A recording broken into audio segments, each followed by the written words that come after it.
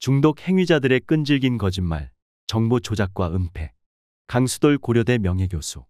고문치사 가담자들이 3명 더 있음을 법무장관과 검찰총장도 알고 있었으면서 사건을 축소 은폐했다는 기사가 보도되자 신군부 정권에 대한 총체적 공분이 폭발.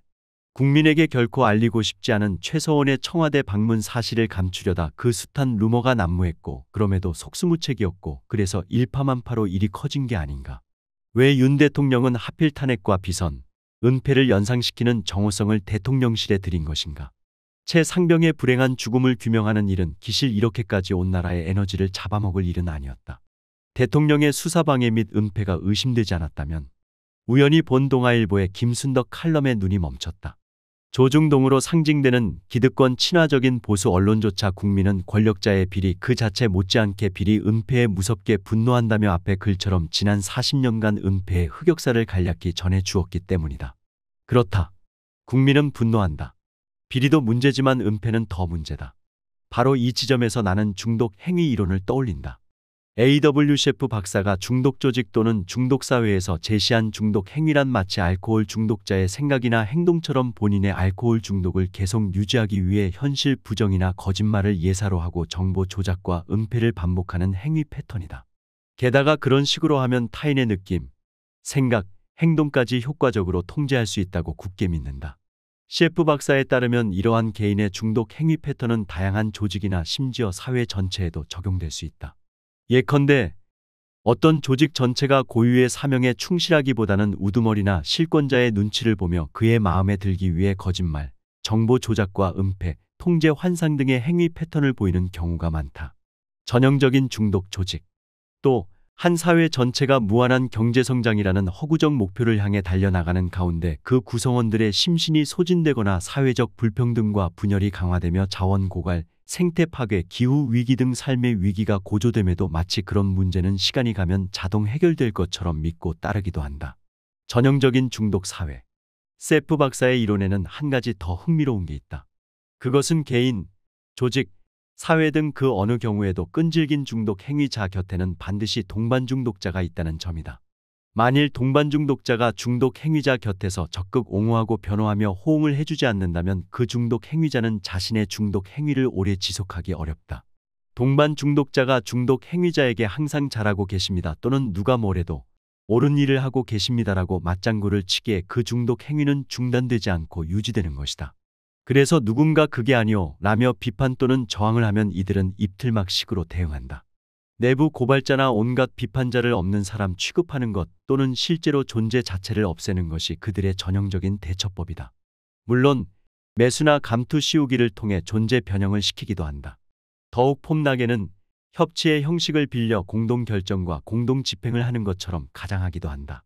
이런 이론적 논의를 염두에 두고 앞에 비리 내지 은폐 정권의 모습들을 다시 보면 대한민국 정부나 검찰은 전형적인 중독 조직의 사례를 보여준다. 또 그 조직의 우두머리나 유력자들은 전형적인 중독 행위자의 패턴을 재현한다.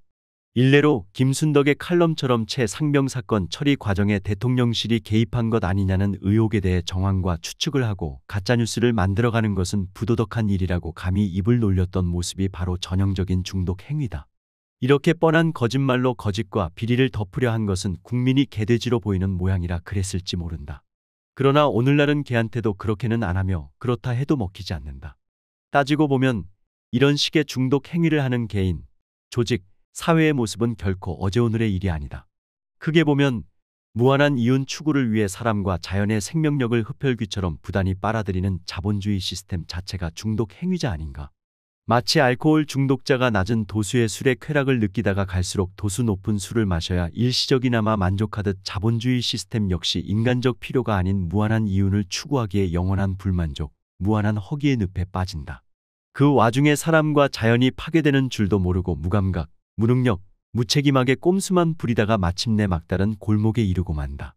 오늘날 우리가 느끼는 정치, 경제, 사회, 문화, 교육, 종교, 생태, 심리 등의 복합위기가 바로 그 증거 아닌가.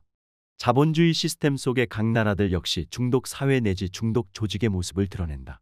대표적인 예로 중국 다음으로 세계 2위의 온실가스 배출국인 미국은 2017년 6월에 파리기후협약 탈퇴를 선언하고 2020년에 공식 탈퇴했다. 도널드 트럼프 미국 대통령은 심지어 지구온난화나 기후위기 같은 팩트 자체도 부정했다. 비과학적이고 미국 이익에 반한다라는 것이 파리협약 탈퇴의 근거다. 원래 파리기후협약은 교토의정서의 뒤를 잇는 국제환경협정으로 2015년 12월 프랑스 파리에서 195개국 서명으로 체결됐다. 2030년까지 서명국들이 감축할 온실가스 목표량과 이행 강제성을 담았다는 점에서 진일보한 면이 있다. 반면 트럼프 이후 대통령이 된 조 바이든은 2021년 1월 취임 직후에 전임 정부의 파리협약 탈퇴를 공식 사과하고 재가입했다. 그러나 이와 달리 미 연방대법원은 2022년 6월 말 연방정부 기관인 환경보호청이 미 전역의 석탄 화력발전소 온실가스 배출을 규제할 권한이 없다고 판결했다. 웨스트버지니아 등 공화당 우세주들이 EPA의 규제가 주 정부의 권한을 넘어선다며 제기한 소송에 연방대법원이 6대 3의 다수 의견으로 원고에 손을 들어준 것. 미 대법의 판결문은 의회가 EPA의 모든 발전소의 배출량을 제한할 광범위한 권한을 부여하지 않았다라고 그 근거를 들었다. 이렇게 미국의 연방대법원조차 기후위기나 삶의 질 문제와 관련해서는 전형적인 중독 행위자의 모습을 보인다. 이는 미국의 많은 주들이 주헌법에서 환경권 개념을 명시하거나 실제 환경소송에서 시민의 편을 드는 것과 상반된다. 일례로 2023년 8월 미국 서부 몬태나주에서 미래 세대가 깨끗한 환경에서 살아갈 권리와 주 정부의 화석연료 정책 책임을 인정하는 법원 판결이 최초로 나와 화제가 되기도 했다. 원고는 5세에서 22세 청소년 16명으로 깨끗한 환경에서 살 권리를 규정한 주헌법에 의거 주정부를 상대로 소송을 제기했다. 캐시 시엘리 판사는 주정부의 지속적인 화석연료 개발은 깨끗하고 건강한 환경에 대한 시민의 권리를 보장하는 주헌법의 조항을 위반했다고 판시했다. 중독 조직 아닌 건강 조직의 사례다. 최근 한국에서도 유사한 소송이 벌어지고 있다. 헌법재판소는 2024년 4월 23일 사상 처음으로 저탄소 녹색성장 기본법 제42조 제1항 제1호에 대한 헌법소원 사건의 공개 변론을 시작했다. 원고는 청소년 및 환경단체 회원들로 2020년 3월에 정부의 미온적 정책이 헌법 35조의 환경권을 침해한다며 헌법소원을 냈다. 같은 취지로 접수된 3개 사건과 함께 4개 사건이 병합되었다. 이종석 헌재소장은 이른바 기후소송인 이 사건의 주된 쟁점은 정부의 온실가스 감축 목표가 불충분해 청구인들의 환경권 등 기본권을 침해하는지 여부라고 전제하고 미국과 독일, 네덜란드 등 여러 나라에서 기후소송 관련 다양한 결론이 나왔고 지금도 진행 중에 있다며 최근 유럽인권재판소는 스위스 정부 기후변화 대응책이 불충분해 국민 기본권을 침해했다는 결정을 선고했고 이는 국내 언론에도 크게 보도됐는데 재판부도 이 사건의 중요성과 국민적 관심을 인식해 충실히 심리하겠다고 했다. 물론 최종 결과까지 가봐야 알겠지만 이 소장의 발언을 보면 그나마 헌법재판소가 기존 정부 기관이나 검찰 조직에 비해 건강 조직일 가능성을 보여준다. 물론 환경부나 국무총리실은 여전히 정부 정책엔 별 문제가 없다는 식의 중독 행위를 보이고 있어 헌재의 최종 결정이 주목된다. 미국 몬태나주 법원이나 한국 헌법재판소 사례에서도 잘 드러나듯 개인이나 조직, 사회나 세계가 중독 행위를 벗어나 건강한 회복력을 보이기 위해서는 몇 가지 조건을 충족해야 한다. 이 전제 조건들을 관통하는 것은 책임의 윤리다. 더 이상 꼼수 정치가 아닌 책임 정치가 절실한 까닭이다. 여기서 책임이란 말의 라틴어 뿌리가 응답임에 유의할 필요가 있다. 회피나 부인이 아닌 직시와 응답이 책임의 윤리를 구현하는 밑바탕이다.